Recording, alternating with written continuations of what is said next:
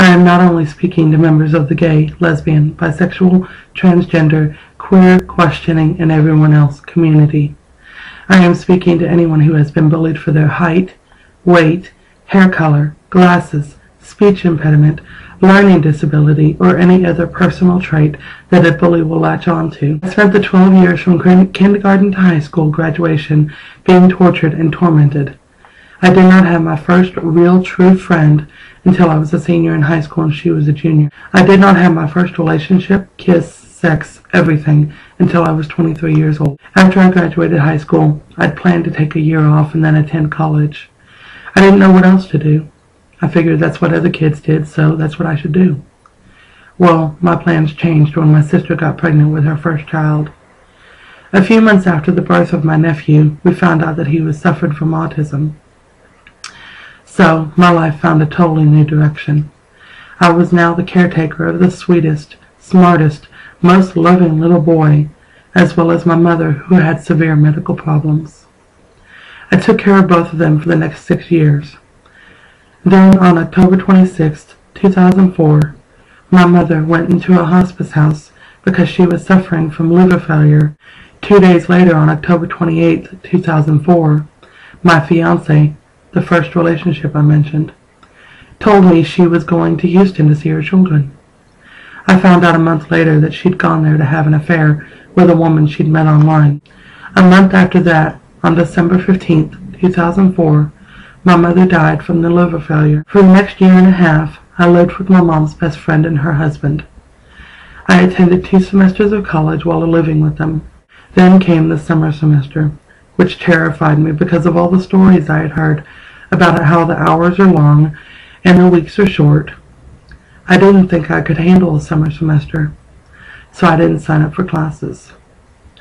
Because of this decision, the husband of the couple I was staying with gave me an ultimatum. I had to find a job or move out by a certain date. I tried as hard as I could to find a job, but I was unsuccessful. This brings me to the third group of people I want to tell. It gets better. The homeless. After not being able to find a job, I decided that my only option would be to kill myself, because if I had to move out of their house, I was going to be homeless. While I was in the psych ward, blisters began forming all over my right arm.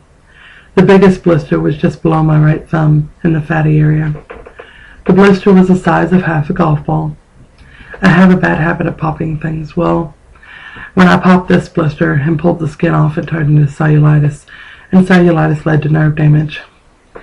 When it first happened, my hand was gnarled, and it could not be opened. I could not use it for anything. I had no strength in it whatsoever. I couldn't even pick up a styrofoam cup of water.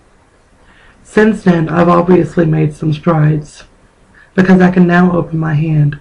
I just can't completely splay it out. Right here is where the blister was. You see the indentation? My thumb is stuck. It will not move. I have complete weakness in this finger, and this finger is basically stuck. On June 1st, 2006, I walked into the Presbyterian night shelter. I lived and worked at the PNS for the next year and a half. Then I moved into the Union Gospel Mission, and they still have, a program to put homeless people into college. I entered the UGM on November 14, 2007. On November 28th, I got a job in the UGM, working in the kitchen. While working in the kitchen, I found out from my boss, Janet Russell, about the program to put homeless into college. I spent the next month or so running around like a chicken with my head cut off, trying to do all of the necessary forms and such to get into the program and start college in the spring of 2008. Visions Unlimited is a cooperative program between the UGM, the local workforce center, and Tarrant County College South Campus. I took the required classes for the program and then dived into taking classes every semester. While at TCC South, I was a member of the National Honor Society, Phi Theta Kappa. I was also one of the founding members of the English Honor Society, Sigma Kappa Delta. I was on the Dean's List twice, and I also received a certificate of recognition from Mayor Mike Moncrief to congratulate me on my achievements. Because of my voraciousness and love for school, I finished my associate's degree by the fall of 2009.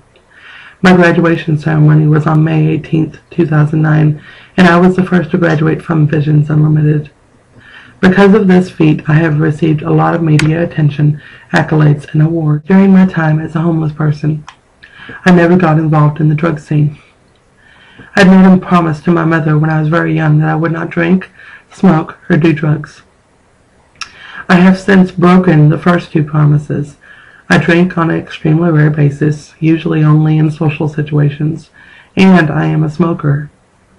The smoking did stem from my homelessness. I couldn't handle the stress that I was under. My only addictions are cigarettes and coffee.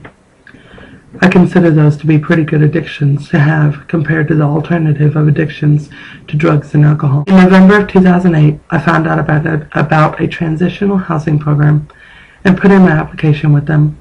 I found an apartment and moved in on March 7, 2009. I am now a full-time student at Texas Wesleyan University. Originally, I was majoring in English. I want to be a book editor.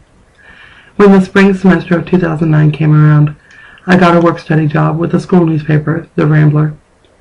I realized during the spring semester that the skills I was learning at the newspaper would be beneficial when I get into the career field I want as a book editor. So I am now double majoring in English with a concentration in writing and journalism. Don't get me wrong, I'm not saying my life is perfect now.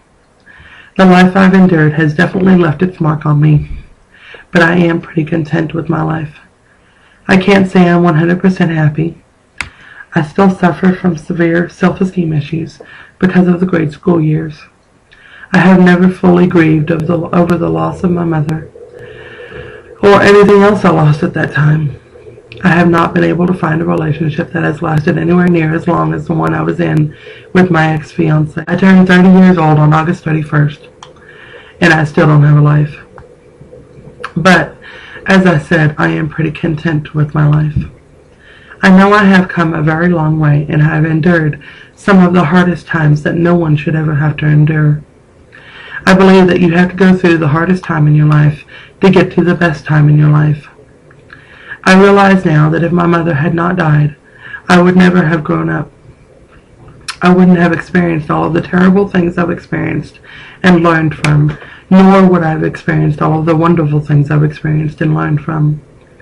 Don't get me wrong, I'm not saying I'm glad my mother is dead. No way, no how. I love my mother with all my heart and soul. And if I could have experienced the stuff I have experienced and still had her in my life, I would have. But I know that the death of my mother was the first domino that set my life on the path it took. And look where I am now. I know that my mother would be damn proud of me. I just wish I could hear that from her. I wish I could get a hug and kiss from her and hear her tell me she loves me.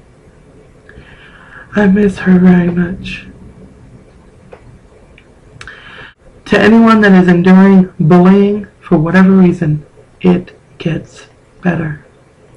To anyone who is gay, lesbian, bisexual, transgender, queer, questioning, or however you define yourself, it gets better. To anyone who is either on the verge of homelessness or is currently experiencing homelessness, it gets better. To anyone who has lost a loved one, it gets better. Just have strength, have determination, have stubbornness. A lot of people ask me, how is it that you've been able to do everything that you've done? I tell them, I have my mother's determination and stubbornness.